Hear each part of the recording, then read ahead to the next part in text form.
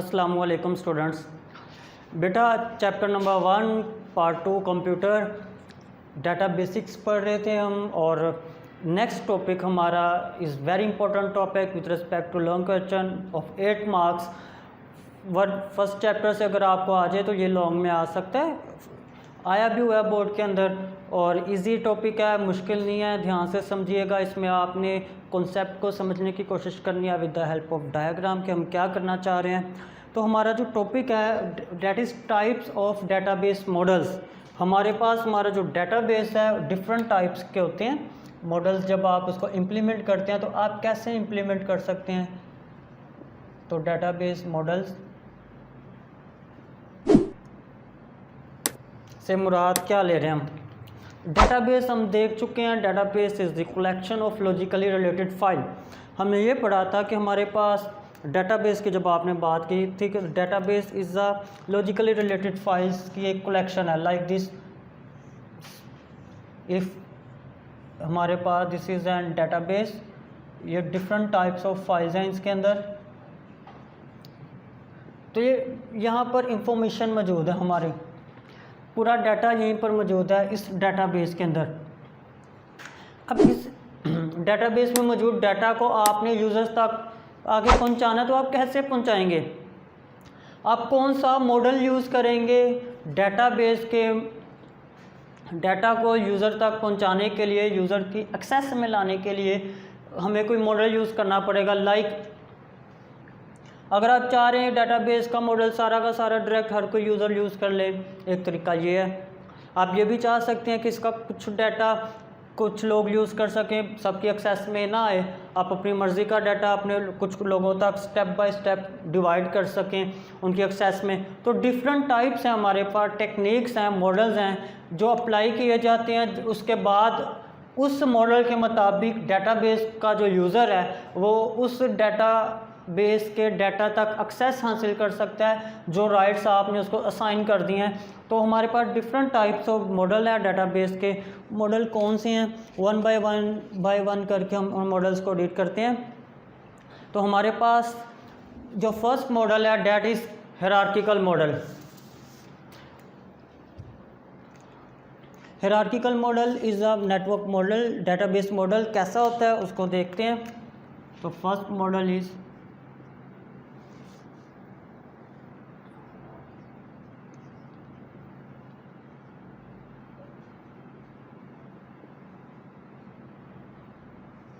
Hierarchical model.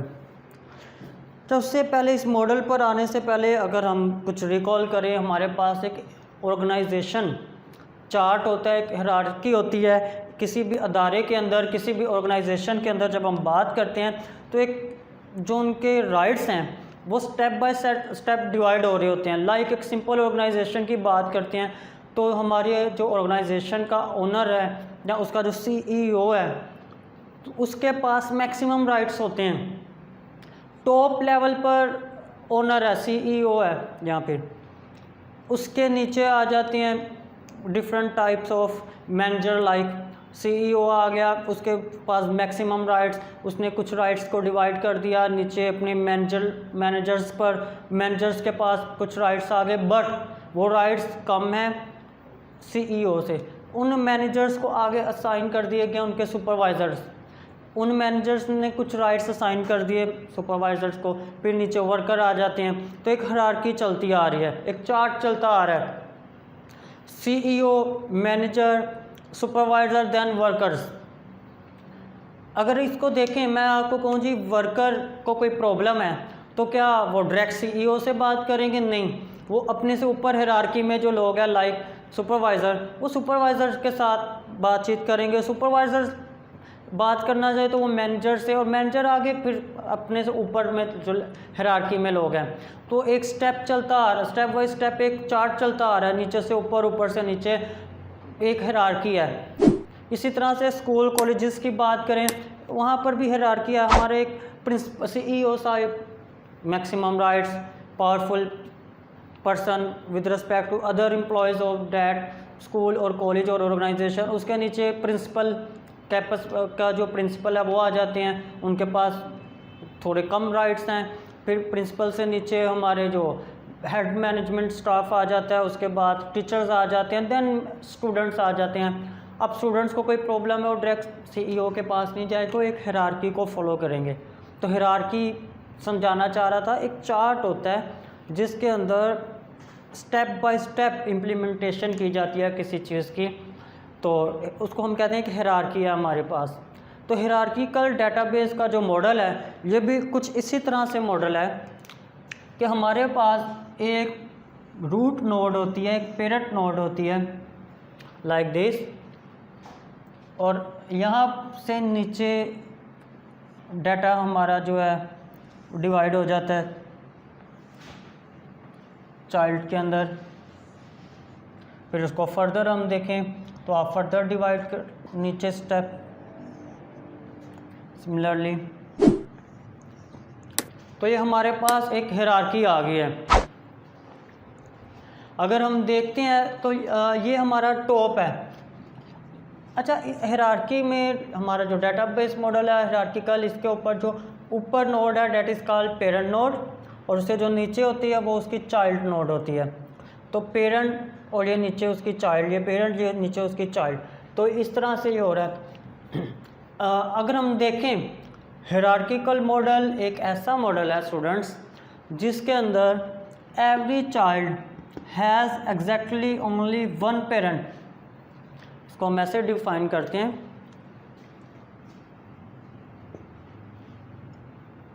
Every child node has exactly one parent node. देख लें आप जहाँ पर भी इसकी बात करें, इसके ऊपर आए तो इसके ऊपर only one parent.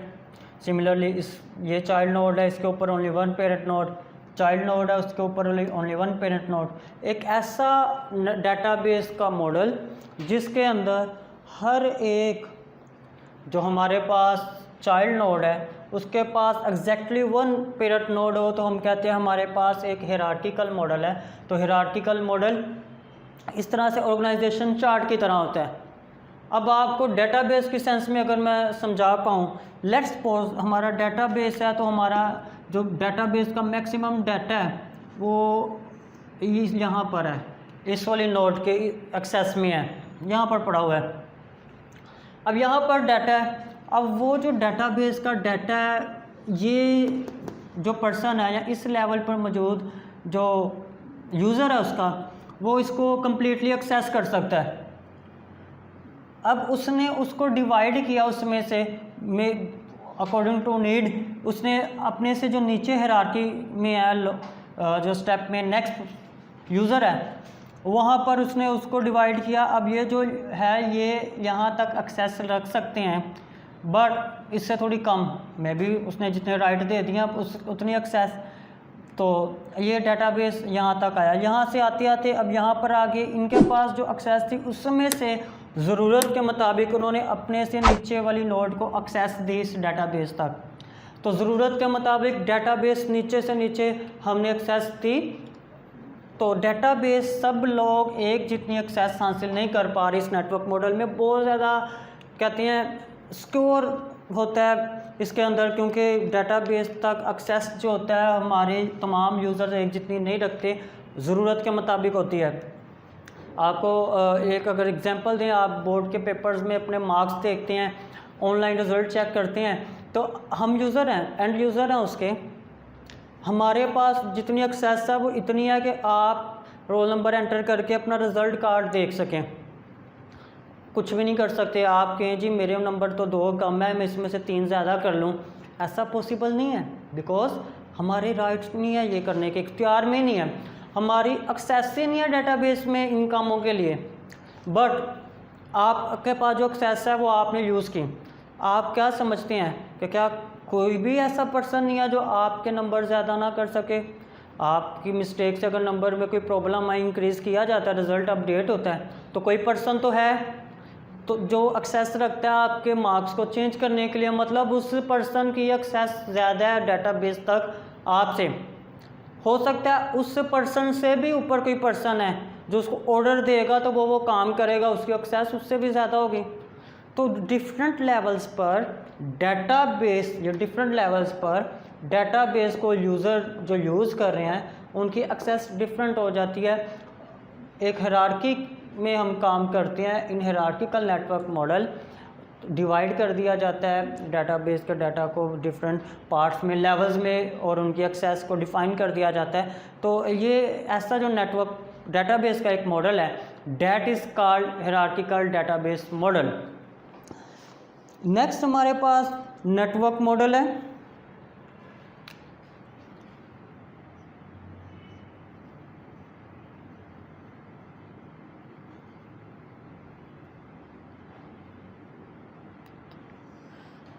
Network model is not like a hierarchical model, ये चेंज है हमारे पास। मोस्टली ये डेटाबेस का जो मॉडल है, नेटवर्क मॉडल, आप ऐसी जगह पर अप्लाई करते हैं जहाँ पर many user similar type of data तक एक्सेस हासिल कर रहे होते हैं। लाइक बैंक्स, हमारे जो बैंक्स वगैरह है वहाँ पर मैनी यूज़र जो होते हैं उसके, उन्होंने सेम टाइप ऑफ इंफॉर्मेशन तक एक्सेस करनी है। फॉर एग्ज़ाम्पल, इफ़ हमारे पास ये कुछ नोड्स हों लाइक दिस, ये एक दूसरे से इंटरकनेक्ट हो चुके हैं। सिमिलरली, तो many user similar type of data तक एक्सेस हासिल कर सकते हैं। इसको सिंपल कर लेते हैं। तो ये हमारे पास ऐसा एक मॉडल है डेटाबेस को अप्लाई करने के लिए कि many user can access at same type of data, same type of data तक वो एक्सेस हासिल कर रहे हैं। ठीक है, इसमें ऐसा नहीं था। इसमें ये जो यूज़र हायरार्की में ऊपर आ रहा है वो ज़्यादा राइट रखता है डेटाबेस तक, उसकी निस्बत जो हायरार्की के नीचे आ रहा है। बट अगर आपको डेटाबेस इस तरह से इम्प्लीमेंट करना है कि हमारे जितने भी सेम लेवल के यूज़र्स हैं वो सेम टाइप ऑफ डाटा तक एक्सेस हासिल करना चाहें, तो वो क्या करेंगे, हम डेटाबेस का जो मॉडल इम्प्लीमेंट करेंगे, that is network model. For example, मेरे पास यहाँ पर डेटाबेस का डाटा पड़ा हुआ है। अब ये यूज़र भी वो तमाम डाटा एक्सेस कर पा रहा है, ये भी तमाम। तो एक नेटवर्क मॉडल के अंदर सेम टाइप ऑफ डाटा तक एक्सेस हासिल की जा सकती है। लाइक अगर हम देखें प्रैक्टिकल लाइफ के अंदर इसको इम्प्लीमेंट करना चाहें तो प्रैक्टिकल लाइफ के अंदर बैंक में जब आप जाते हैं, ये बैंक के अंदर तमाम के तमाम वो जो नोड्स हैं, कंप्यूटर्स हैं, वो एक दूसरे से इंटरलिंक होते हैं। बैंक्स के अंदर या इंश्योरेंस कंपनीज के अंदर, वहाँ पर अगर उनके 7, 8, 5, 6 जितने भी एम्प्लॉय हैं, आप किसी एम्प्लॉय के पास चले जाएँ, सबके पास सेम इंफॉर्मेशन है, सबके पास आपके अकाउंट की इंफॉर्मेशन अवेलेबल है, मीन्स सब सेम टाइप ऑफ डाटा तक, सेम डेटाबेस तक एक्सेस हासिल कर पा रहे हैं। वहाँ पर हम हायरार्की को इम्प्लीमेंट नहीं कर रहे, वहाँ पर नेटवर्क मॉडल को इम्प्लीमेंट कर रहे हैं, क्योंकि मैनी यूज़र ने सेम टाइप ऑफ और एक जितने राइट्स रखते हैं। तो जब हमें ये ज़रूरत पड़ती है नेटवर्क मॉडल, आप ये भी कह सकते हैं कि एक ऐसा डेटाबेस का मॉडल जिसके अंदर child node has more than one parent is called network model. तो नेटवर्क मॉडल थोड़ा हमें कंफर्ट प्रोवाइड कर देता है while we want to access same type of data, many user same type of data तक access हासिल कर सकते हैं, तो आप इसको इम्प्लीमेंट कर लेते हैं। उसके बाद नेक्स्ट जो लास्ट हमारे पास डेटाबेस का मॉडल है, that is relational model.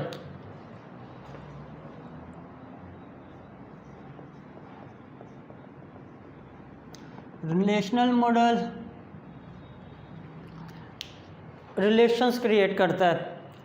Different types of models में जब रिलेशन क्रिएट करना है तो हमारे पास ज़्यादा बेहतर है कि डेटाबेस में रिलेशन क्रिएट करना है तो आप रिलेशनल डेटाबेस का मॉडल यूज़ करें। Like this, if we have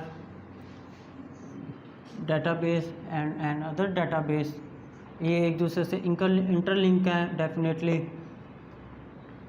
और इसी तरीके से ये हमारा लिंक क्रिएट, एक रिलेशन क्रिएट किया आपने एक डेटाबेस से दूसरे डेटाबेस के दरमियान। तो दो डिफरेंट डेटाबेस के दरमियान आप रिलेशन क्रिएट करते हैं with the help of relational database model. More reliable है हमारे पास। क्या मतलब प्रैक्टिकल लाइफ में कहाँ पर ये यूज़ हो रहा होगा? अगर सिंपल एग्जांपल आपको मेंशन करना चाहूँ, पहले एग्जांपल लेते हैं जी हम। चलें, आप सिम निकलवाने जाते हैं बायोमेट्रिक वेरिफिकेशन के ज़रिए। आप XYZ सिम परचेज़ कर रहे हैं, वो कहते हैं बायोमेट्रिक करें, आप अपनी बायोमेट्रिक करवाते हैं तो आपकी पर्सनल इंफॉर्मेशन आ गई स्क्रीन के ऊपर, आपका नेम और जो भी उनकी रिक्वायर्ड इंफॉर्मेशन है वो आ चुकी है। How possible? आपने उनको तो इंफॉर्मेशन नहीं दी, तो जादू से नहीं आ गई वो इंफॉर्मेशन। ऐसा नहीं था कि आपने वो थंब या फिंगर रखी बायोमेट्रिक मशीन से और उसने उसके कान में मशीन के बता दिया जी इसका नेम X है, इसकी एज Y है और सोन। ऐसा तो नहीं है, पॉसिबल नहीं है। क्या हुआ? आपकी वो जो इंफॉर्मेशन है वो आपने किसी दूसरे डेटाबेस में स्टोर कराई। लाइक हमारा जो नादरा है उनके पास आपकी पर्सनल इंफॉर्मेशन है, हमारी ये जो कंपनीज़ है इन्हों का डेटाबेस सेपरेट, उनका नादरा डेटाबेस सेपरेट, अलग अलग डेटाबेस। बट एक ख़ास हद तक जो इंफॉर्मेशन है जो आपकी यहाँ पर है नादरा के पास, उन्होंने एक्सेस दे दी उस XYZ मोबाइल कंपनी को। कैसे एक्सेस दी? उनके दरमियान रिलेशन क्रिएट किया रिलेशनल डेटाबेस की मदद से। रिलेशनल डेटाबेस रिलेशन क्रिएट किया आपने। जब बायोमेट्रिक करवाई तो उससे आपकी आइडेंटिटी वहाँ से उनको मिल गई और आपने दो अलग डेटाबेस में रिलेशन क्रिएट किया है। अगर ना रिलेशनल डेटाबेस होता है ऐसा पॉसिबल ही नहीं था। ऐसा नहीं मुमकिन होता कि आप क्या करते उधर जाते हो, थंब लगाते हो और आपकी इंफॉर्मेशन आ जाती है। आपको अलग से सेपरेट इंफॉर्मेशन प्रोवाइड करना पड़ती है उनको। तो रिलेशनल डेटाबेस में पॉसिबल किया। ATM कार्ड आपका किसी X बैंक के अंदर अकाउंट है, आप जाते हैं किसी Y बैंक की ATM मशीन में, आप कार्ड इंसर्ट करते हैं, आपकी पेमेंट वहाँ से आप रिसीव करते हैं और आपकी वो जो पेमेंट है प्राइस कीमत उन्होंने अपने चार्ज करने थे वो तो किए, लेकिन आपका जो डेटाबेस की अमाउंट है जितनी कम ज़्यादा करनी है आपके अकाउंट से कर दी उन्होंने। आप X बैंक के यूज़र है बट Y बैंक की ATM मशीन यूज़ कर रहे हैं। X बैंक का अपना डेटाबेस है, Y बैंक का अपना डेटाबेस है, बट दोनों प्रॉपरली काम कर रहे हैं। आप किसी भी ATM मशीन पे चले जाएं कोई प्रॉब्लम नहीं है, बिकॉज अलग अलग डेटाबेस है बट वो रिलेशनल डेटाबेस यूज़ करें। रिलेशन बने हुए हैं, दोनों एक दूसरे की इंफॉर्मेशन एक लिमिटेड हद तक यूज़ कर पा रहे हैं। तो रिलेशनल डेटाबेस मोर रिलायबल होता है। बट तीनों डेटाबेस के जो मॉडल है अपनी नीड के मुताबिक हम इम्प्लीमेंट करते हैं। जहाँ पर मोर सिक्योर करना है आपने अपने डाटा को, एक हायरार्की में चलाना है तो hierarchical network model database model हम यूज़ कर लेते हैं, वो वहाँ पर ज़्यादा बेहतर होता है हमारे लिए। बट जहाँ पर many user access same type of data तक हासिल करना चाह रहे हैं तो वहाँ पर फिर आप डेटाबेस मॉडल को नहीं डेटाबेस का जो मॉडल यूज़ करेंगे डेट इज़ नेटवर्क मॉडल। आपको कोई प्रॉब्लम ना हो, क्योंकि हमारी वो ऑर्गेनाइजेशन ही ऐसी है, जैसे आपको एग्जांपल दी बैंक्स हैं तो उधर जो यूज़र आते हैं मोस्टली उनको सेम टाइप ऑफ काम पढ़ते हैं, सब ने same type of information access करनी है, अपने अकाउंट के बारे में इंफॉर्मेशन एक्सेस करनी है, तो सब लोग नेटवर्क डेटाबेस का मॉडल यूज़ करते हैं सो डैट सबके पास same type of data available हो और वो अपने ऑपरेशंस को परफॉर्म कर सके। बट जब आपने रिलेशन क्रिएट करने हैं, सम पार्ट ऑफ अपने डेटाबेस को दूसरे डेटाबेस के साथ यूज़ करना चाह रहे हैं, एक्सेस देना चाह रहे हैं, तो फिर आप रिलेशनल डेटाबेस मॉडल को यूज़ कर लेते हैं। तो ये हमारे पास 3 टाइप ऑफ डेटाबेस मॉडल थे that's are very important long with respect to our course syllabus. तो इसको अच्छे से प्रिपेयर करना है आपने बेटा। ये टॉपिक यहाँ पर हमारा होता है एंड। तो बेटा नेक्स्ट टॉपिक नेक्स्ट लेक्चर में डिस्कस करेंगे। तब तक के लिए टेक केयर, अल्लाह हाफिज़।